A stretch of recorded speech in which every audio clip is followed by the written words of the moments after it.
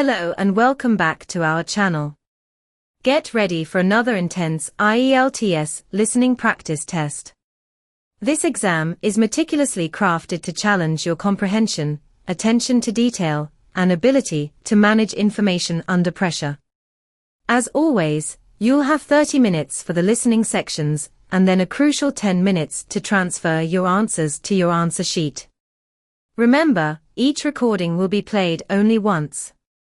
Focus on recognizing synonyms, anticipating information, and navigating complex details.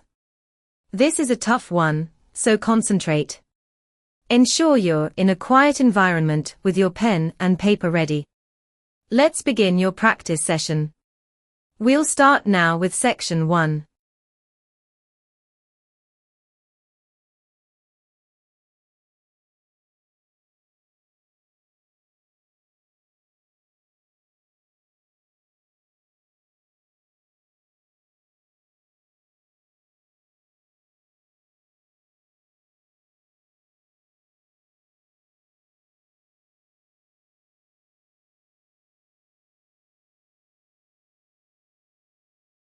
Good morning, Student Services. How can I help you?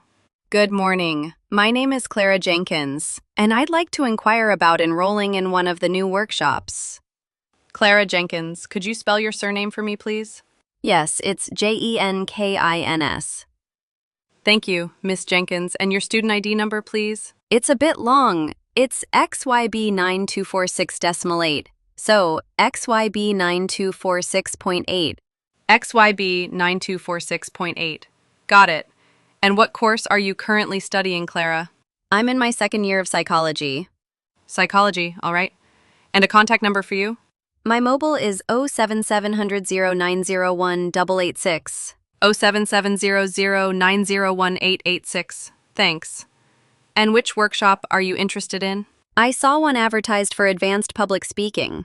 That really appeals to me. Ah, the Advanced Public Speaking Workshop. Yes, that's proving very popular. Take half a minute to check your answers to questions 1 to 5.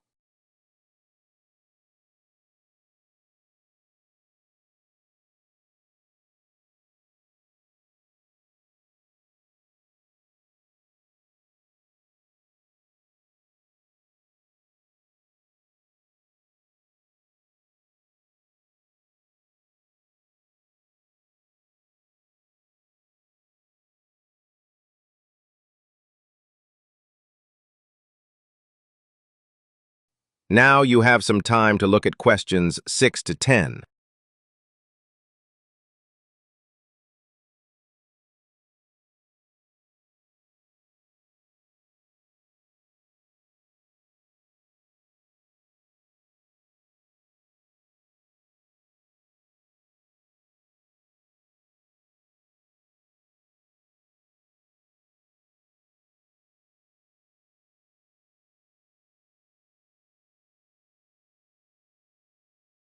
Just to give you some more details about the Advanced Public Speaking Workshop.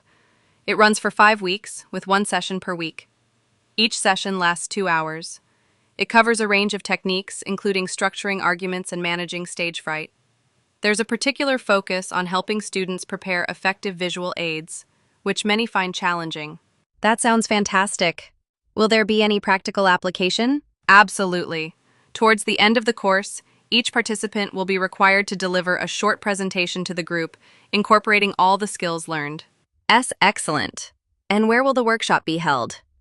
All sessions are in room 305 of the Newell Building. That's Newell. Newell Building, room 305. Got it. And when does it start? The first session is on Monday, the 14th of October. Okay, 14th of October. And how many places are available on the workshop? Just checking it's not oversubscribed. We initially had 30 places, but due to high demand, we increased it slightly. There are now 35 places in total, and only a few left, so I'd advise enrolling soon. 35? Great. I'll enroll right away. Thanks for your help. You're welcome. That is the end of Section 1. You now have half a minute to check your answers.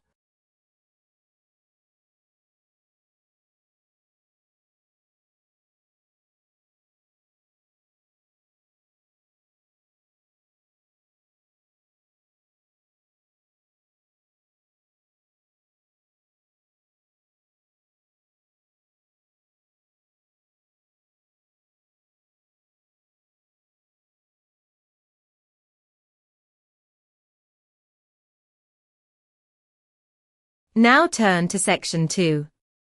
You will hear a park ranger giving an introductory talk to a group of volunteers about an upcoming wildlife survey.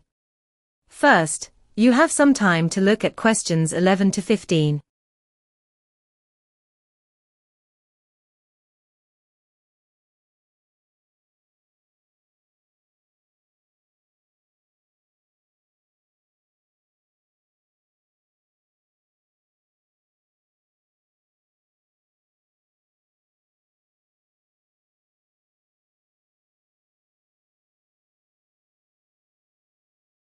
Now turn to Section 2. You will hear a park ranger giving an introductory talk to a group of volunteers about an upcoming wildlife survey. First, you have some time to look at questions 11 to 15.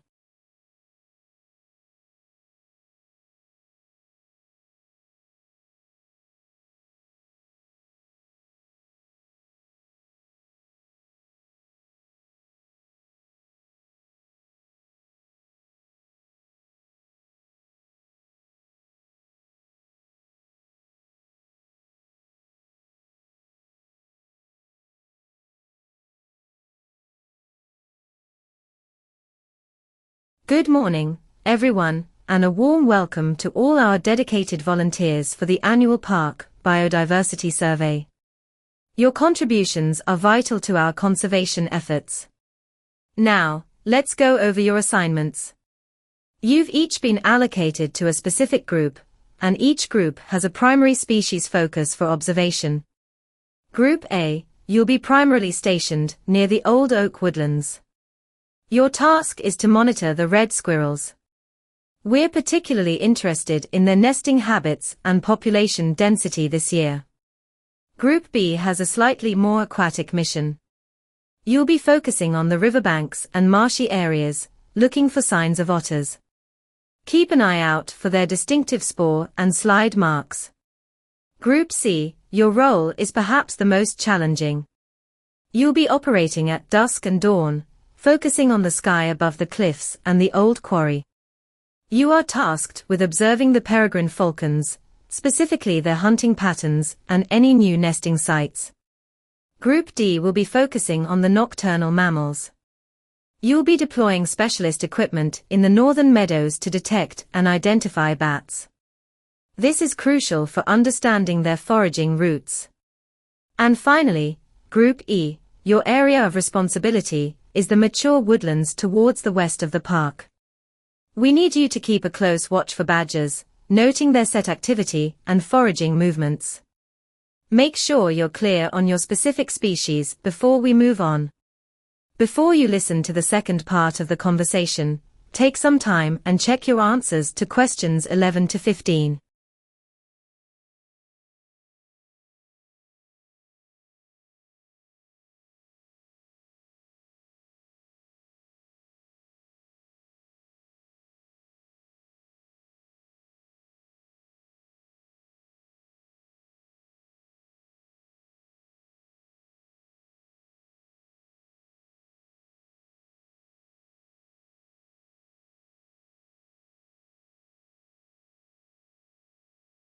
Now you have some time to look at questions 16 to 20.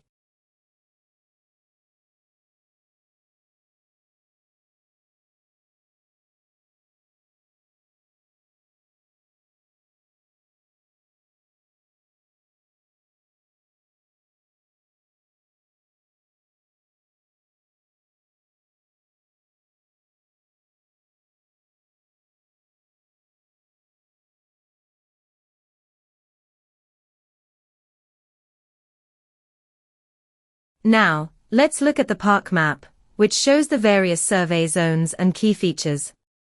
You all have a copy. We're currently here at the main office, marked A. First, the amphibian pond. This is a crucial habitat for our newts and frogs. To get there from the main office, you head straight past the old mill, which is B, and it's just beyond that, before you reach the visitor center, C. The rock climbing wall is a popular recreational feature. You'll find it quite easily if you follow the woodland walk, E, until it reaches the highest point in the park. It's prominently located to your immediate left at that point. For the rare bird hide, you need to go to the eastern side of the park. It's quite secluded. From the east gate, G, follow the river path, F, for about 500 meters. The hide is discreetly tucked away on the right-hand side, just before the path turns sharply north. The main car park is where most visitors arrive. It's a large area, clearly marked, located directly to the north of the visitor center, C, accessible just off the main road that runs alongside the park. And finally, the deer enclosure. This is a protected area where we keep our small herd of native deer. To reach it, head from the observation tower, D, directly west along the boundary fence. You'll find the enclosure clearly fenced off, roughly halfway between the observation tower and the west gate, H. Please ensure you're familiar with your survey zones. Any questions, ask now. That is the end of section 2. You now have half a minute to check your answers.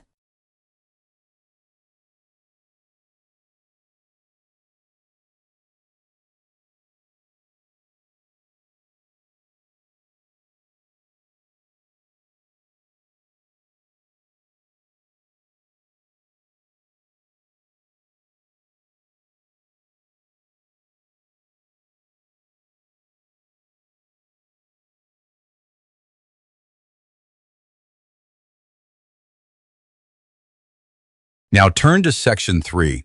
You will hear two university students, Daniel and Emily, discussing their research findings on consumer behavior and online shopping trends. First, you have some time to look at questions 21 to 26.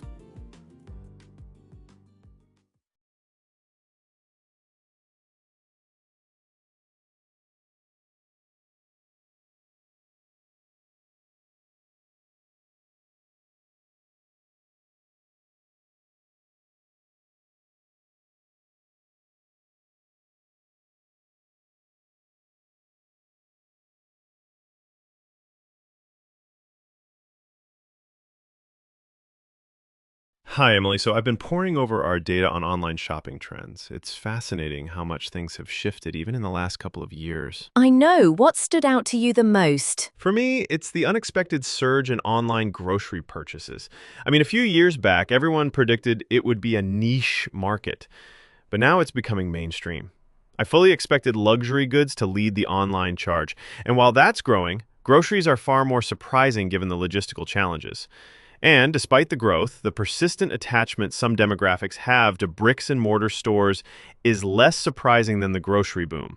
I agree. The grocery market's expansion is remarkable. It highlights how customer perception and infrastructure have evolved. Speaking of which, I found some research indicating that early online retailers really struggled. It wasn't about payment systems being too complex or even product range initially. Their biggest hurdle was actually building genuine customer trust in an unfamiliar digital environment. That was the primary barrier to adoption. That makes sense. Once that trust was established, the floodgates opened. Our data also suggests that once customers are online, a crucial factor influencing their loyalty isn't just about the best prices, nor is it primarily personalized recommendations. It's the consistently efficient and reliable delivery services. People expect their items quickly and without hassle. Absolutely, which brings us to common pitfalls for new online businesses. My research points to a recurring mistake. New ventures often launch with great products, but neglect a critical area once the sale is made. They fail to invest adequately in robust post-purchase customer support, leading to dissatisfaction and lost customers. They assume marketing and cybersecurity are enough. That's a good insight. What about emerging technologies? I'm particularly interested in augmented reality in retail. AR is definitely a game changer. Its primary benefit for retailers isn't just making websites look good. And while it does help reduce returns by giving customers a better sense of the product, its most compelling feature is its ability to allow customers to virtually try on items, whether it's clothing, furniture, or even makeup. It bridges the gap between the physical and digital shopping experience. That's powerful. So, with all this online growth, do you think physical retail stores are doomed? Not at all. I believe the long-term future of physical retail lies in evolving beyond just selling products. They won't become mere showrooms. Instead, they'll need to focus on offering unique experiential elements that online channels can't replicate. Things like expert consultations, community events, or immersive brand experiences. It won't just be about older shoppers, but everyone seeking something beyond a transaction. Now take some time, look at your answers to questions 21 to 26.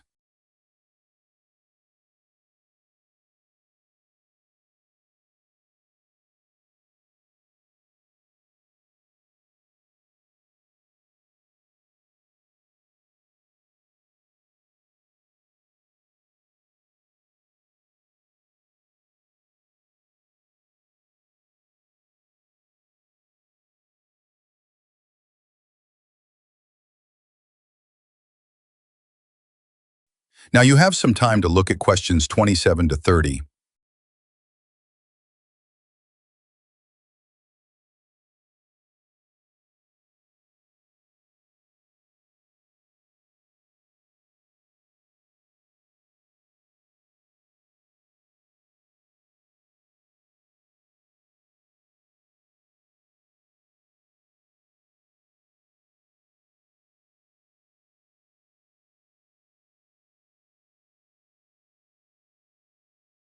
That's a very optimistic outlook. Now, shifting gears slightly, we also need to address the challenges businesses face when adopting AI in different sectors.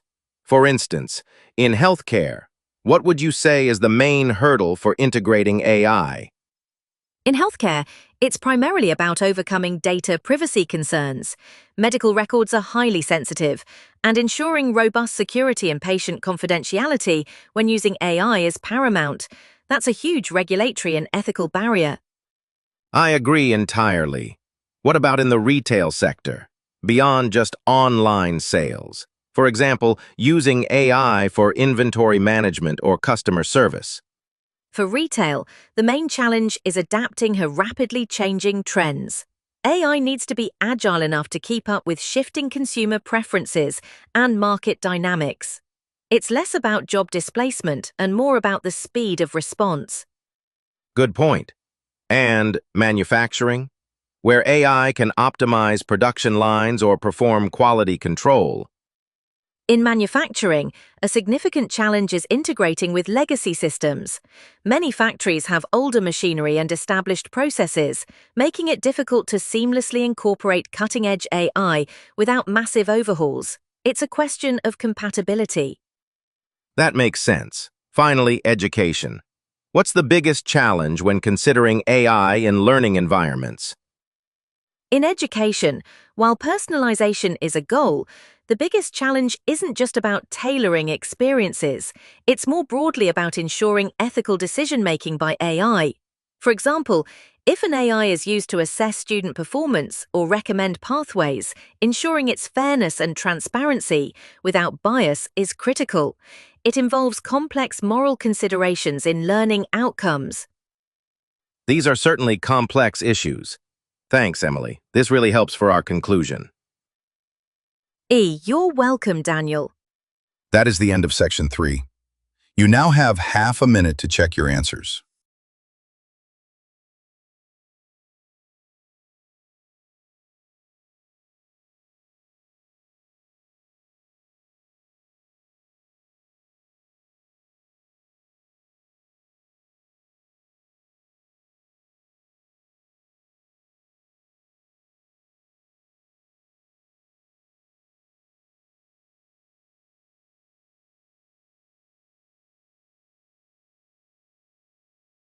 Now turn to section 4.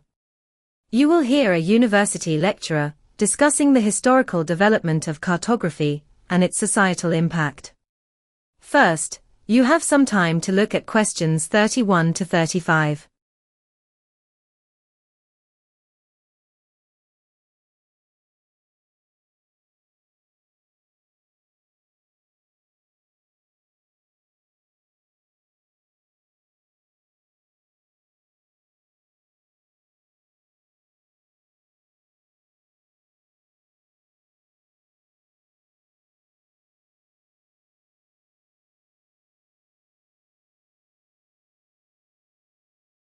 Good morning, class. Today, we're embarking on a journey through the history of cartography, the art and science of map-making, exploring its evolution and profound impact on human societies. For millennia, humans have created maps, but their form and function have changed dramatically. In the earliest periods, say, before the 15th century, maps were often less about geographical accuracy and more about conveying a worldview. They were frequently symbolic, representing philosophical or religious beliefs about the cosmos or humanity's place within it. You'd find a distinct lack of accurate scale or precise geographical details as we understand them today.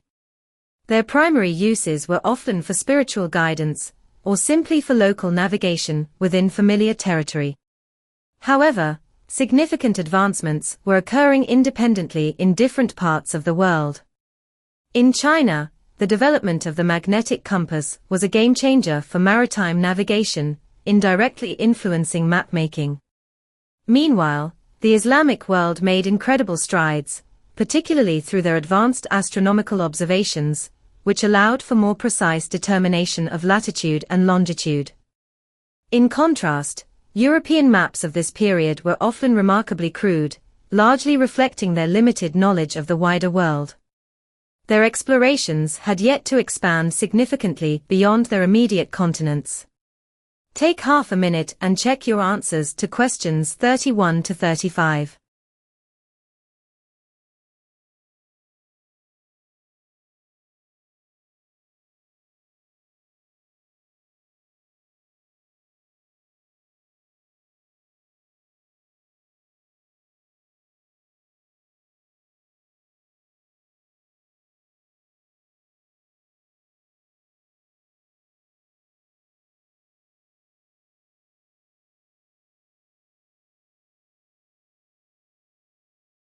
Now you have some time to look at questions 36 to 40.